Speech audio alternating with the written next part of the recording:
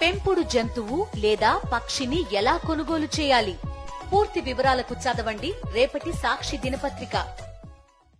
రాష్ట్రంలో ప్రజలు రెండు రకాల వరదలతో ఇబ్బంది పడతా ఉన్నారు. ఒకటేమో ప్రకృతి వైపరీత్యం, అకాల వర్షాలతో వచ్చినటువంటి వరద. రెండవదేమో ముఖ్యమంత్రి గారి అబద్ధాల వరద. సరే, ప్రకృతి వైపరీత్యంతో వచ్చిన బురదను మాత్రం కడుక్కోవచ్చు, కానీ రేవంత్ రెడ్డి గారి అబద్ధాలు మాత్రం మోరీల కంపును మించిపోయినాయి. పొద్దస్తమానం అబద్ధాలే. చెప్పిన దాన్నే మళ్ళీ మళ్ళీ చెప్పడానికి ఆయనకు నిస్సిగ్గుగా మాట్లాడడం అలవాటైపోయింది.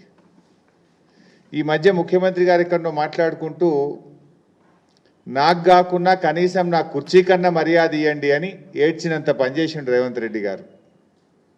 మరి ఆ మర్యాద దక్కాలంటే నువ్వు మర్యాదగా వ్యవహరించాలి. నీ భాష మర్యాదగా ఉండాలి, నీ శైలి, నీ వ్యవహార శైలి మర్యాదగా ఉండాలి, నీ నడవడిక మర్యాదగా ఉండాలి. అప్పుడు నీ మర్యాద వస్తుంది. మాట్లాడేటివన్నీ బూతులు, చెప్పేవన్నీ అబద్ధాలు. ఇక మర్యాద రమ్మంటే యాడికేలు వస్తుంది రేవంత్ రెడ్డి గారు నీకు? ఇవాళ మీరు చూస్తే ఈరోజు గాంధీ భవన్లో పిసిసి అధ్యక్ష పదవి బాధ్యతలు చేపట్టే సందర్భంగా రేవంత్ రెడ్డి గారు మాట్లాడిన భాష ఏందండి? ఆయన ఎన్ని అబద్ధాలు మాట్లాడిండు. నా గురించి పట్టుకొని ఏం భాష మాట్లాడిండో మీరు అందరు కూడా చూశారు. తాటి చెట్టు అంతా పెరిగిండని, దూలమూల పెరిగిండని, దూడకున్నంత మెదడు లేదంటాడు, సన్యాసి అంటాడు, ఏడదాక్కున్నాడు అంటాడు. నాకు మాట్లాడరాకనా? నాకేమో కొంత మర్యాద, సంస్కారము ఎక్కడో అడ్డం వస్తూ ఉన్నాయి. నాకు అనరాదా? తాటి చెట్టు అంతా పెరిగినావంటే నువ్వు లిల్లీ పుట్టంతా లేవు అని నాకు అనరాదా? అయింది. నువ్వు నన్ను సన్యాసి అంటే నిన్ను సన్యాసి అనడం నాకేమైనా పెద్ద కష్టమైన పని? అది నువ్వు పదే పదే నా ఎత్తు గురించి దుర్భాషలాడుతూ ఉన్నాడు ఆయన. ఇప్పుడు నేను అనేది, నా ఎత్తు మీద నీకెందుకయ్యా అంత ఈర్ష? ఇప్పుడు మనం ఎంత ఎత్తు పెరగాలనో మన చేతులు ఉంటుందా? దేవుడిచ్చిన సృష్టి అది. మనం ఎంత ఎత్తు పెరగాలనేది మన చేతుల్లో ఉంటుందా? ఏమి, అది భగవంతుడు ఇచ్చింది. నువ్వు ఎంతసేపు నా మీద ఏదో అసూయ పడుతున్నట్టు నువ్వు హరీష్ అంత ఎత్తు పెరగలేదని ఇప్పటికొక 20 సార్లు మాట్లాడుతీవి. ఏదో పోనీలే పోనీలే ఎందుకు పట్టించుకోవాలని నేను అనుకుంటున్నా. ఇప్పుడు నా గురించి ఎంత తిట్టినా, నా ఎత్తు గురించి నువ్వు ఎంత మాట్లాడినా, నువ్వు ఎంత దానిలాడినా ఇప్పుడు నా అంత ఎత్తు నువ్వు పెరగలేవు. అయిపోయింది నీ పని, నువ్వు పెరగలేవు, నువ్వు గంతే ఉంటావు. నా ఎత్తు గురించి ఆలోచించడం మానేసి రైతుల గురించి ఆలోచించండి ముఖ్యమంత్రి గారు. నేను పొడిగే తెలంగాణ ఉద్యమం నన్ను ఇంకింత పొడుగు చేసింది. కానీ నువ్వేంది? నీ బుద్ధి కురచ, నీ చరిత్ర కురచ, నీ భాష కురచ, నీ కురచతనం వల్ల కలిగిన ఆత్మన్యూన్యతా భావం వల్ల పదే పదే నువ్వు నా పొడుగు గురించి మాట్లాడి నువ్వు నీ విలువ నువ్వు తగ్గించుకుంటున్నావు. రేవంత్ రెడ్డి గారు బంద్ చేయి, ఊకే చిల్లర మాటలు బంద్ చేసి రైతుల గురించి ఆలోచించు, రాష్ట్రం గురించి ఆలోచించు, ప్రజల గురించి ఆలోచించు, ప్రజలకు ఏం చేయాలనో ఆలోచించు. నేను తాటి చెట్టు అంతా ఎదిగినా అని మాట్లాడుతున్నావు. అవును, ఎదిగిన, తప్పేమున్నా, దేవుడు ఇచ్చాడు నాకు. నువ్వు వెంపలి చెట్టు అంతా కూడా ఎదగలే కదా, నీకు దేవుడు గంతే ఇచ్చిండు. ఊకే దాని గురించి మాట్లాడితే ఏమొస్తుంది? ఒక ముఖ్యమంత్రిగా రాష్ట్రంలో ప్రజలకు మేలు చేయడం గురించి మాట్లాడు. నీకు ప్రజలు ఒక గొప్ప అవకాశం ఇచ్చిండ్రు, అది పనిలో రూపించు. ఇవాళ ఆయన మళ్ళీ మాట్లాడుతూ ఏమంటాడంటే రుణమాఫీ నేను పూర్తి చేసినా అని మాట్లాడు. రుణమాఫీ నిజంగా జరిగిందా? నువ్వు ఏం చెప్పినావు? దేవుడి మీద ఒట్టి పెట్టి అటున్న సూర్యుడు ఇటు పొడిచినా, ఎవడున్నా ఎవడు లేకపోయినా 15 ఆగస్టు కల్లా రుణమాఫీ పూర్తి చేస్తా అన్నావు. అయిందా రుణమాఫీ? ఎందుకు చిల్లర మాటలు మాట్లాడుతున్నావు? ఏ ఊరికి పోదాం? నీ కొండారెడ్డిపల్లికి పోదాంపా. డేట్ చెప్పు, టైము చెప్పు, నేను వస్తా. నీ కొండారెడ్డిపల్లి చౌరస్తాలు అడుగుదాం. నీ ఊర్లో రుణమాఫీ అయిందేమో రైతుల్ని అడుగుదాంపా.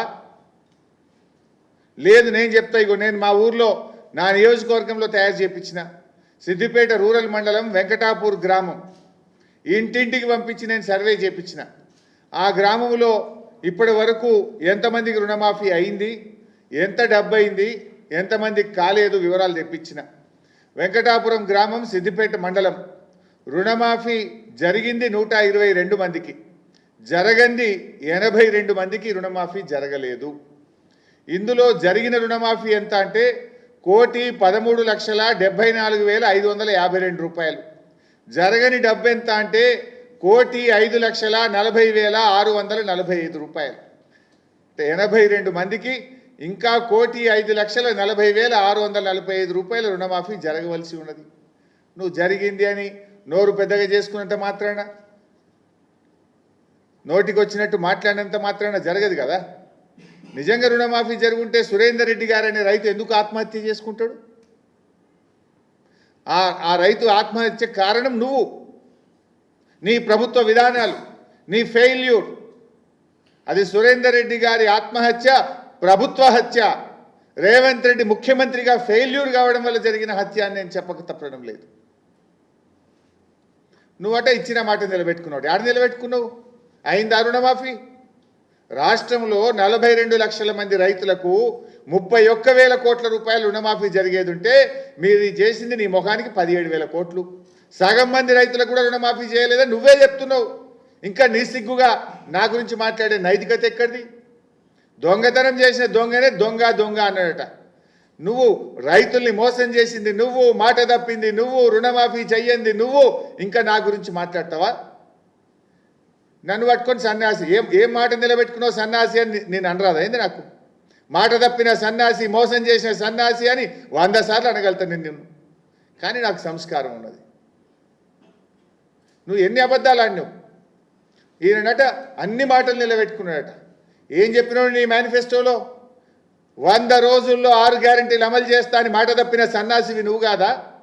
డిసెంబర్లో ఇందిరమ్మ రాజ్యం వస్తుంది, 4,000 పింఛన్ ఇస్తావా, నీ మన్మడు కాళ్ళొత్తుతాడని చెప్పి ఓట్లేయించుకొని మోసం చేసిన సన్యాసివి నువ్వు కాదా?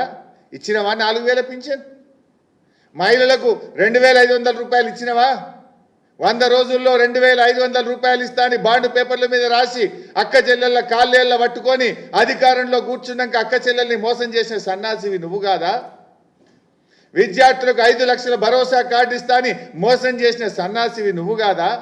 ఏడాదిలోగా 2 లక్షల ఉద్యోగాలు ఇస్తా అని నిరుద్యోగులను మోసం చేసిన సన్యాసివి నువ్వు కాదా? ఇట్లా చెప్పాలంటే చాలా ఉన్నాయి. కానీ మేము ఇంతకాలం మర్యాద ఓపిక అని పడుతూ వస్తున్నాం. కానీ మర్యాదకు కూడా ఒక హద్దు పద్దు ఉంటుంది. కానీ నువ్వేమో రెచ్చిపోయి నువ్వు ఇవాళ మా గురించి మాట్లాడుతున్నావు. నాకేందో వివరాలు పంపిస్తా సన్యాసి కానీ మాట్లాడినావు. ఇగో నీకు పంపిస్తా వివరాలు. సిద్దిపేట మండలం వెంకటాపూర్ గ్రామంలో రుణమాఫీ జరగని 82 మంది రైతుల వివరాలు నీకు పంపిస్తా సన్నాసి, చూసి చెయ్యి. నువ్వు నాకు పంపించుడు కాదు, నీకు పంపిస్తా. రెడీగా ఉన్నాయి, రైతు వారీగా ఒక్కొక్క రైతు పేరుతో సహా ఉన్నాయి. ఏ రైతుకు ఎంత రుణమాఫీ ఉంది, ఏ బ్యాంకులో ఉంది, ఎందుకు కాలేదో కూడా ఉంది. చదువుమంటే ఒక ఎగ్జాంపుల్, దండ్ల మహేందర్, ఆయనకు 38 గుంటలు ఉంది, రుణ బకాయి 50,200. ఎందుకు కాలే? ఆధార్కు బ్యాంకులో పాస్బుక్లో వేరువేరుగా ఉంది. దండ్ల లక్ష్మి 50,000, 2 ఎకరాల భూమి ఉంది. ఒకే రేషన్ కార్డులో కుమారుడి పేరు ఉండడం వల్ల దండ్ల లక్ష్మికి కాలేదు ఎస్సీ.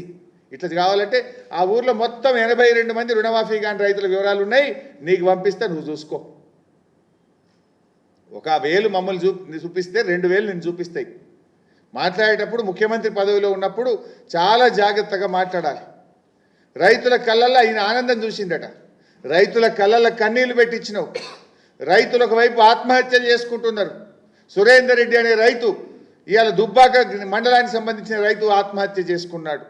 రైతు భరోసా ఈ రోజుకి ఇయ్యలేను, ఎగ్గొట్టినావు. ఇంకెప్పుడు ఇస్తావు? వానకాలం అయిపోయింది. 7,500 రూపాయల రైతు భరోసా ఇవ్వకుండా రైతులు సురుపోసుకుంటున్నావు. వడ్లకు బోనస్ అన్నావు.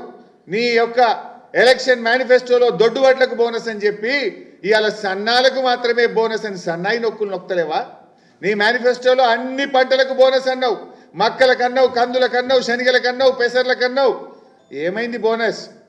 అన్ని పంటలకు బోనస్ ఇవ్వకుండా బోనస్ను బోగస్ చేసి రైతులను మోసం చేసిన సన్నాసి ఎవడు అని నేను అడుగుతా ఉన్నా. చెప్పు. ఇలా రైతులను ఎక్కడ ఆనందం ఉంచినావు?